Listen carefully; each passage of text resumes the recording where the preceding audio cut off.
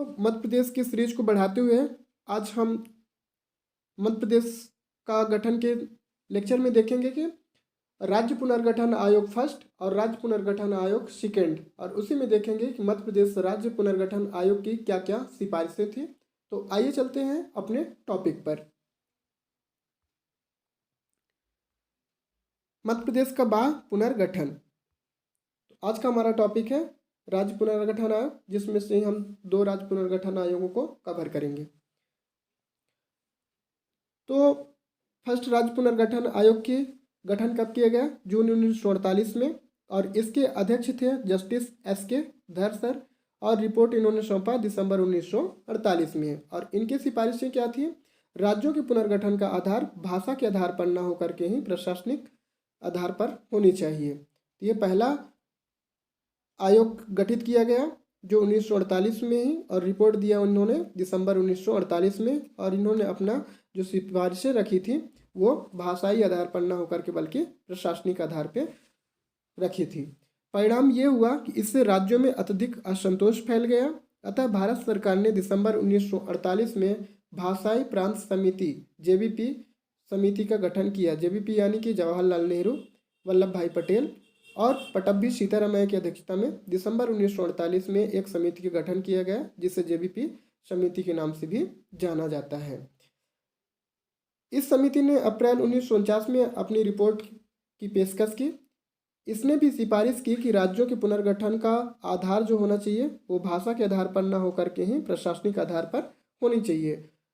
और इस समिति की रिपोर्ट के बाद मद्रास राज्य के तेलुगु भाषी लोगों के जो नेतृत्व करता थे श्री रामुलु सर के नेतृत्व में आंदोलन प्रारंभ हो गई।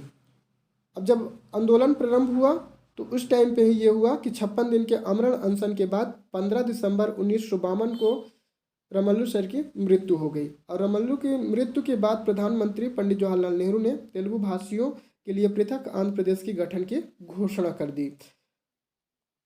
1 अक्टूबर 1953 को आंध्र प्रदेश राज्य का गठन हो गया। तो ध्यान रखेंगे आप लोग कि 1 अक्टूबर 1953 को फर्स्ट टाइम किसी स्टेट का गठन हुआ था।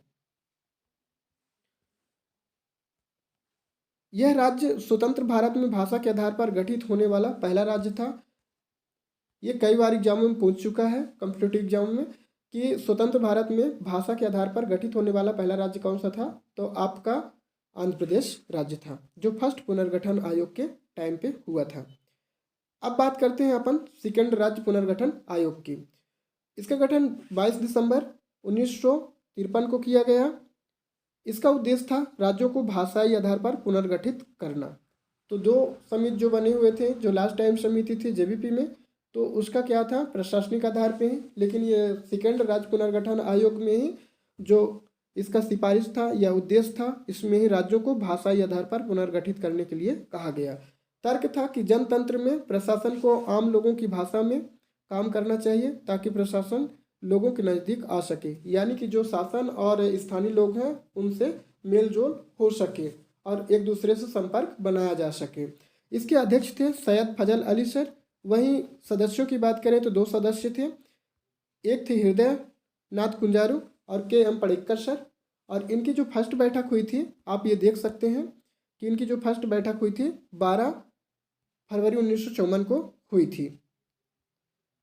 वहीं बात करते हैं रिपोर्ट की, तो 30 सितंबर 1955 को इन्होंने रिपोर्ट सौंपा। और रिपोर्ट सौंपे जाने के बाद कुछ ही माह के बाद 1956 में नए राज्यों का निर्माण हो गया, और वह कहलाया राज्य पुनर्गठन 1956। इस प्रकार 14 राज्य व 6 केंद्र शासित प्रदेश बने, और इन 14 राज्यों में से ही एक अपना मध्य प्रदेश भी था। वहीं आंध्र प्रदेश आधिकारिक तौर पर आंध्र प्रदेश राज्य अधिनियम 1953 द्वारा मद्रास राज्य के कुछ भाग को काटकर बनाया गया, जो पहला राज्य था। वहीं मध्य प्रदेश पुनर्गठन अधिनियम 2000 द्वारा मध्य प्रदेश से अलग करके 1 नवंबर सन 2000 को छत्तीसगढ़ को एक राज्य बनाया गया। आंध्र प्रदेश पुनर्गठन अधिनियम 2014 द्वारा आंध्र प्रदेश से ही अलग 2 जून 2014 को तेलंगाना राज्य बनाया गया।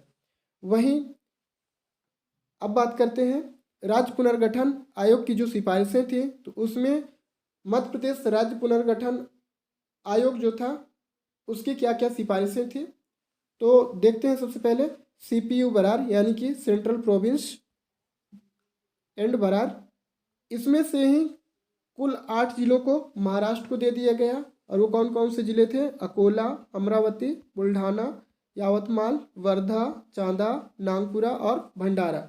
ये मध्य प्रदेश के उस टाइम पे जो पार्ट ए जो था इसमें से 8 जिलों को महाराष्ट्र को दे दिया गया, जो अकोला, अमरावती, बुल्ढाना, यावतमाल, वर्धा, चांदा, नागपुर और भंडारा था।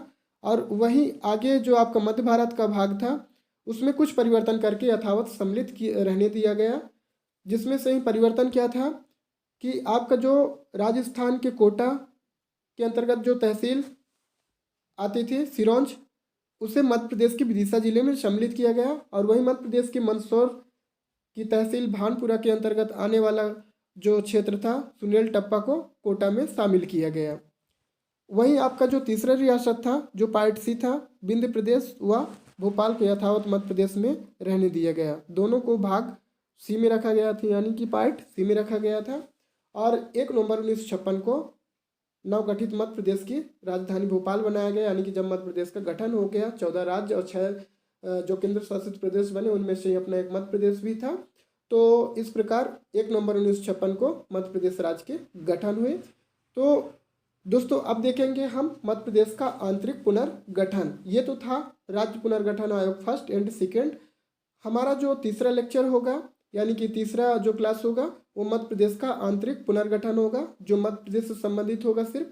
तो बने रहिए स्टडी विथ VL सर के साथ और अपने एग्जाम को और बेहतरीन तरीके से तैयारी कीजिए।